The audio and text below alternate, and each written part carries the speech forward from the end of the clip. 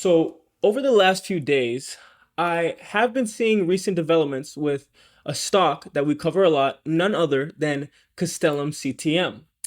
And individually, when we take a look at all the developments that we're going to be discussing together, from shout out to you again, Mo, with all the due diligence that he has done, some of these findings and his research individually may not seem like that big of a deal, but sync together, especially when you put all the data pieces and stack them on top of each other. We got things such as job postings, increased hiring for technical positions, activity surrounding Missile Defense Agency opportunities, and an executive compensation package that appears to be rewarded, that appears to reward successful acquisitions. Now, obviously, none of these things guarantee contracts or acquisitions for the company, but they may provide insight into where management believes that the company is headed.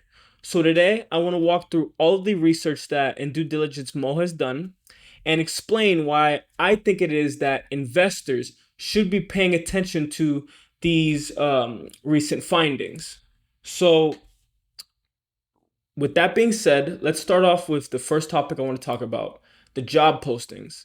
Because recently, Castellum CTM reposted several positions on LinkedIn, including a position as a data analyst and as a senior data scientist, both in Virginia. And as he mentioned, these positions were already listed on ADP, but management is now increasing their visibility by reposting them on LinkedIn. And these positions had already been listed through ADP. Even though that they have been listed through ADP, there still is a reason why this would matter. And if you are asking that question, that's because companies generally don't hire additional technical employees unless they expect to have enough work to keep those employees busy. Now, obviously, companies post jobs for numerous reasons, and not every posting results in a hire. But continued recruiting can sometimes reflect confidence in future business needs. So they're expecting more work to come their way, and they're expecting more task forces to come their way for the company. And they're expecting, since they're expecting more business, they need more people to hire to be able to handle any tasks that the company is given.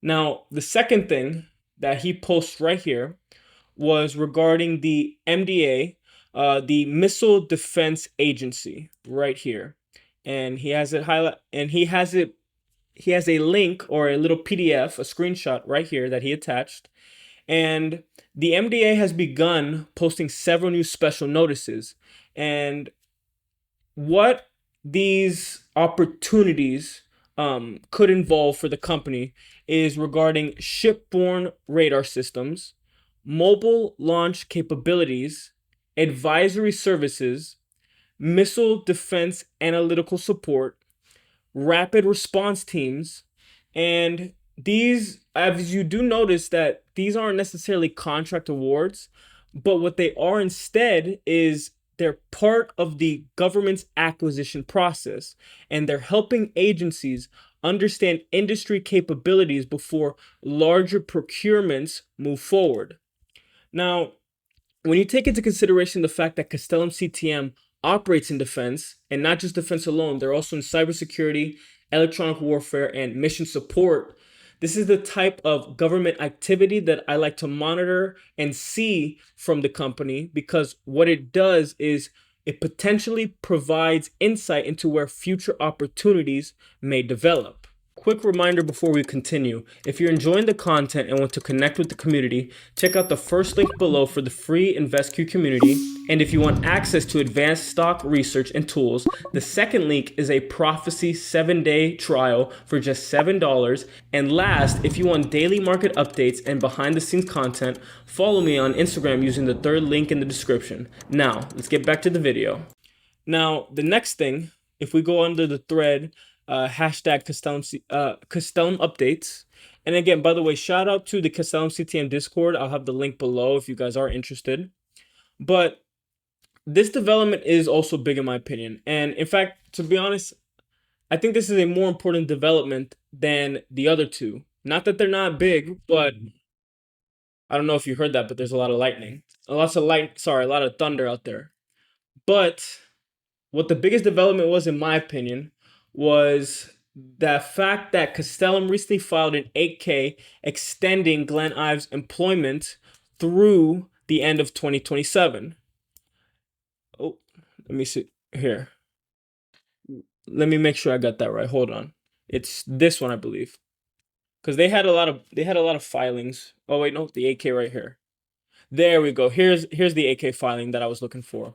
So what recently stood out to me in this filing, it wasn't simply the extension alone. It was how the incentive structure was designed, and if Castellum completes an accretive acquisition during the extension period, Glenn becomes eligible for increasing cash bonuses based on the combined company's revenue after the acquisition is completed. So the higher the combined revenue, the larger the bonus. And on top, and he does highlight that right here. He gives all four scenarios if it's combined all the way from 70 million to 100 million, and it shows how much Glenn would be earning depending on how much the revenue increases after the completion of the acquisition. And on top of all that, there's also the possibility for an additional discretionary performance bonus. And the reason that this matters, in my opinion, and why it should matter to you as well, is what it suggests is that the board, they want management focused on executing a successful acquisition that adds meaningful revenue to the business. And again, this doesn't guarantee a deal is going to happen. There's never guarantees. But incentive structures often show shareholders, it shows us shareholders what a board considers strategically important. And in this case, acquisitions appear to remain a major priority. And when we connect this to Castellum's current financials, last year the company generated approximately $53 million for the fiscal year of 2025. Now, if you analyze, and also the quarterly revenue for Q1 was 14.3 million, up 23% year over year as well. So don't forget about that. Now, if you analyze this on a quarterly run rate, you are already above last year's revenue before considering additional contract wins or acquisitions. So what this suggests is that the company is continuing to grow organically while also exploring external growth opportunities. Now, in my opinion, one thing that investors have been discussing is that the revenue thresholds included in Glenn Ives' incentive package. Now, regarding the incentive package, those targets imply that if Castellum were to reach significantly higher combined revenue, any acquired business would likely need to contribute meaningful sales. And when I say investors have been discussing, I would say people in my circle that follow Castellum CTM have been mentioning it to me. Now, anyways, without backtracking too much, that doesn't necessarily tell us who they might acquire or whether a transaction would happen, but it does provide some context for the scale of acquisition management, how big of a scale of an acquisition that Castellum CTM may be targeting.